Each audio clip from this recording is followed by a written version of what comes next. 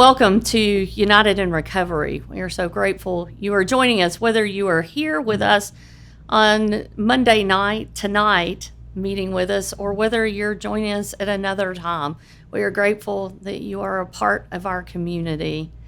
We started last week a series about the Serenity Prayer, Sanity through Serenity. And we started with the question, what is serenity? And we talked about how that is a peace that passes all understanding, which sounds really good, and it is difficult as well to grasp and consider with all the craziness that we have going on in our personal lives and in the global community in which we're currently living in 2021. This week, we go to that next part where it says, accept the things we cannot change. Accept is actually used twice in the Serenity Prayer. Accept the things I cannot change, and accepting hardship as the pathway to peace. Are you kidding? Pathway to peace? Hardship is the pathway to peace? I want to try something else. Accepting. What does that really mean? What does that look like? Is that an action? Is it a byproduct? What does acceptance mean? First of all, acceptance is very much connected to our powerlessness. As long as we think that we have power over people, places, things, institutions, we still exert our power over it until we learn that we're powerless. And that is when acceptance begins to happen. We're powerless over our own addictions. We're powerless over our loved ones' addictions. We're powerless over the deaths in our lives, whether it is a sudden death or a death that is drawn out for a really long time. We are powerless over whether people get vaccinated or they don't get vaccinated, whether they wear a mask or don't wear a mask. There is so much in our lives that we are powerless over. And that is part of accepting that we are powerless, that we can't control. I often find myself trying to control the things I can't, and it's the things that I can control that I don't focus on. And we know based on step 3 that we give God our thoughts and actions. That's where we seek to have the power through God over our thoughts and our actions. Powerlessness is a process. Acceptance is a process, not an event. I often think I'll say, or other people say, I'm just going to accept that. Yeah, I'm just going to accept that. It's not an event. It is a process. It is a process by which we accept something in the moment and we move towards accepting more and more. It's a process, not an event. We don't all of a sudden go, oh yeah, I'm going to accept my alcoholism. Oh yeah, I'm going to accept my marriage has fallen apart or it has fallen apart and there's nothing I can do about it. That is the part of the process. It's not an event. In steps 1, 2, and 3, I can't, God can, and I'm going to let him. That is part of the process. An important part of acceptance is it is not permission giving. I don't know about you, but for me, that is one of the big barriers in acceptance. Is I think that if I accept parts of my life as they are, that in some way I'm saying it's okay, that I'm given permission. Maybe our marriage has fallen apart and we've done all we can and the other person is not doing their part. That if I accept, then I'm saying it's okay that they're not doing their part. That's not what acceptance is. Acceptance is accepting that I've taken care of my side of the street. I've done what I can. In our experiences, maybe with childhood trauma, to accept that it's part of our story doesn't mean we're given permission for it. We are just accepting that it is a part of our story. It is not our whole story. It is a part of our story. Acceptance is resting in God. John 16:33 says this, I've told you these things so that in me you may have peace. In this world you'll have trouble, but take heart.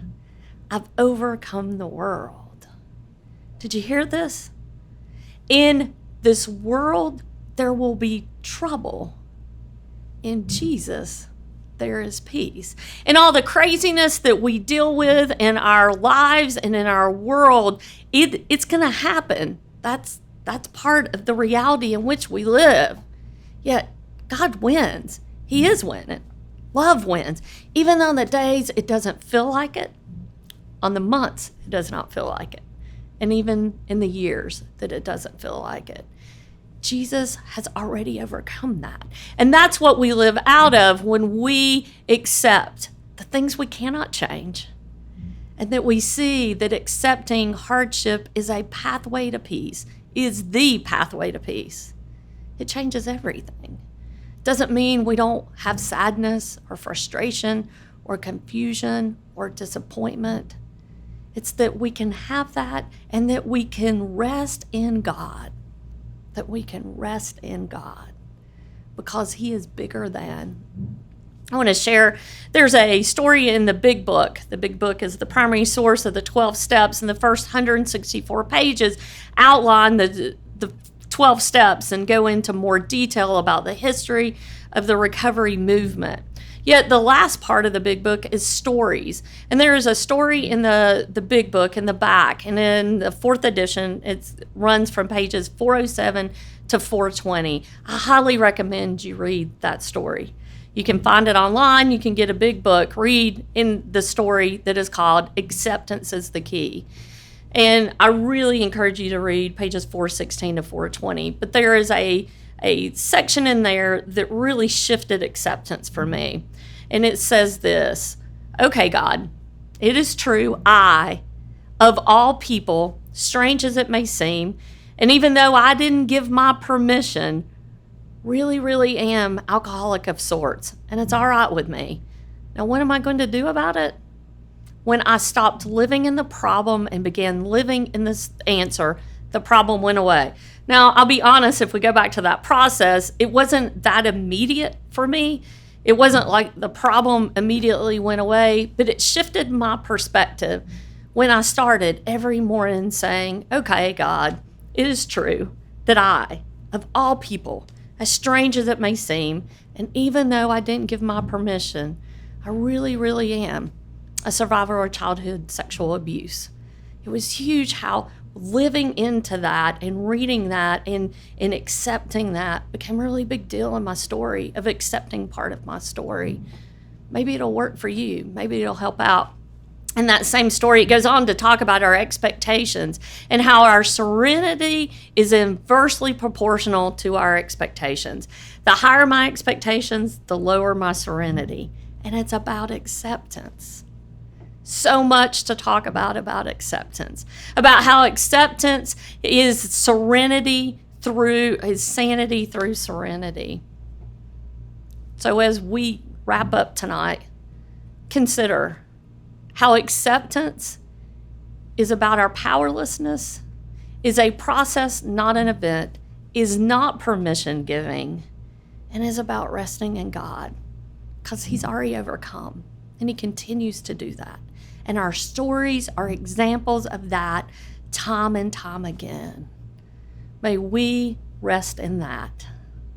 As you go to groups or as you consider talking with your sponsor, or accountability partner, or friend, maybe talk about which of those is the most difficult for you to consider, or maybe where you found the most hope.